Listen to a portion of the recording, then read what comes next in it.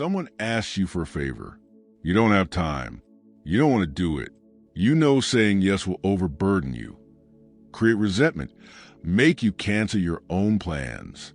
But the word no won't form in your mouth. So you smile. You say yes. You watch yourself betray your own needs in real time. And it's not just once. It's a pattern. You're constantly doing things you don't want to do for people who wouldn't do the same for you. Your calendar is full of obligations you resent. Your life is shaped by others' desires, not your own. You become a stranger to yourself. And here's what should awaken you. This isn't kindness. This is psychological slavery.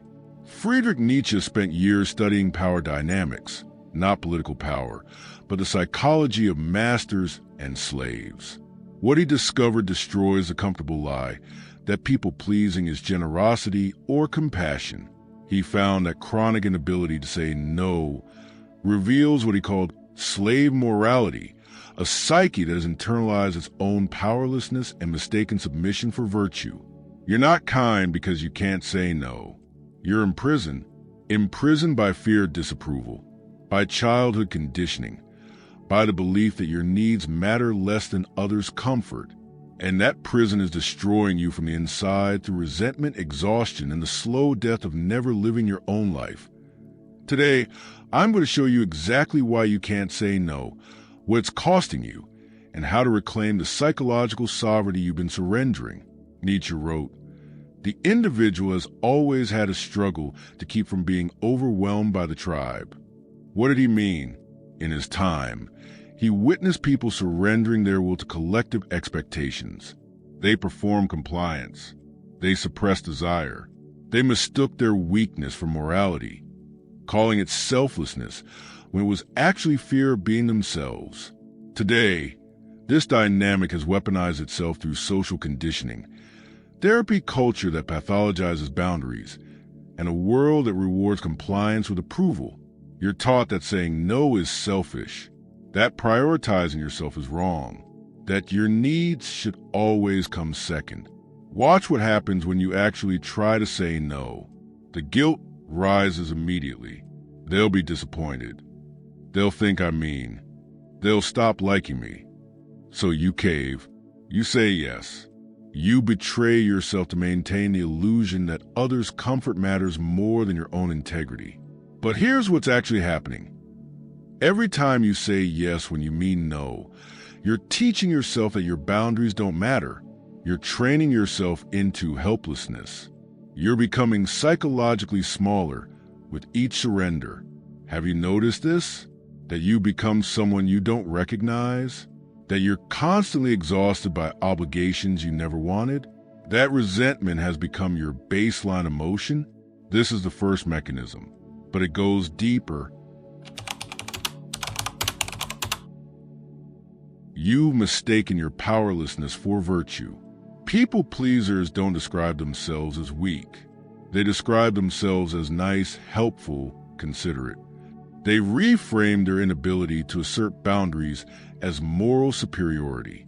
Nietzsche observed, "The weak and the botched shall perish." First principle of our charity, and one should help them to it. In his philosophical work, he identified how oppressed people transform their powerlessness into a moral system.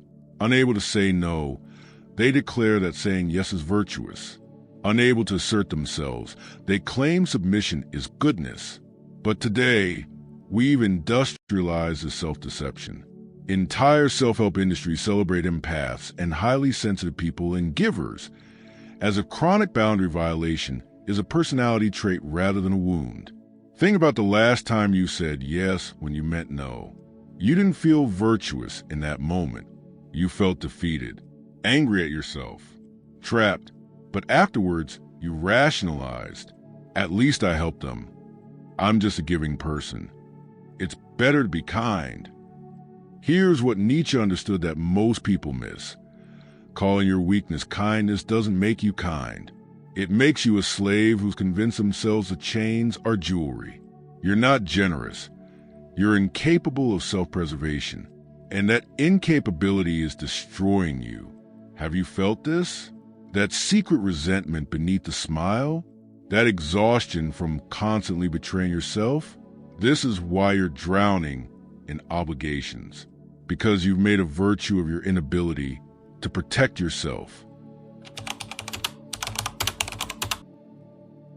Your need to be liked has become your master. There's a reason you can't say no. It's not because you're kind. It's because you're terrified of disapproval. Schopenhauer wrote, "We forfeit 3/4 of ourselves in order to be like other people." He watched people sacrifice their authentic desires, their boundaries, their very selfhood on the altar of social acceptance. They needed to be liked more than they needed to be themselves. Today, this need has metastasized into full addiction. You don't just want approval. You need it to feel okay. Someone's disappointment feels like a threat to your existence. Their discomfort with your no registers as danger in your nervous system. So you comply, you say yes, you take on their burden. And for a moment, you feel the relief of their approval.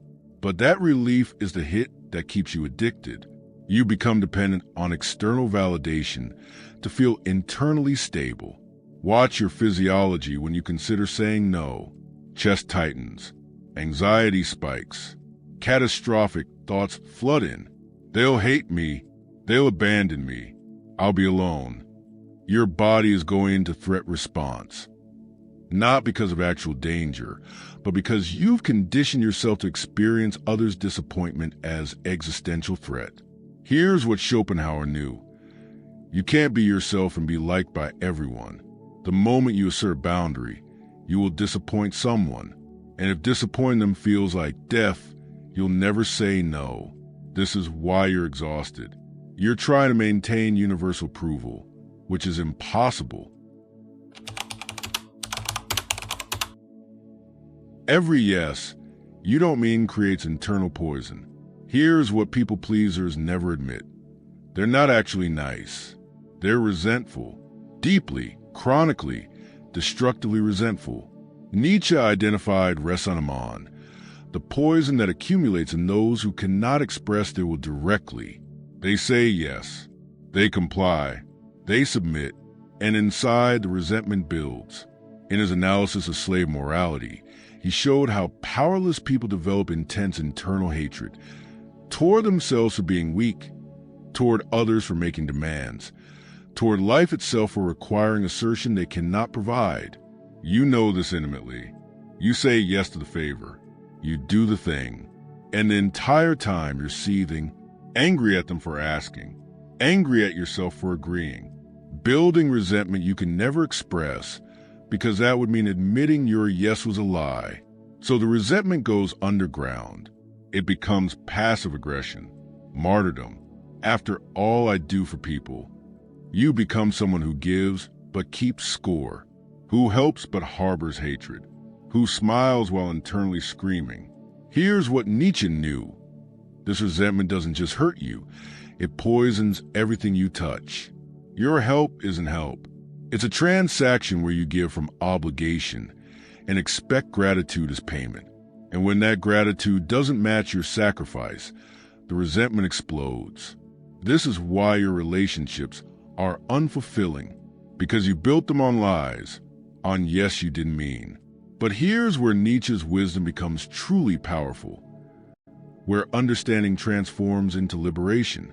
Everything I've described is operating unconsciously in people who can't say no. They're slaves who convince themselves submission is virtue.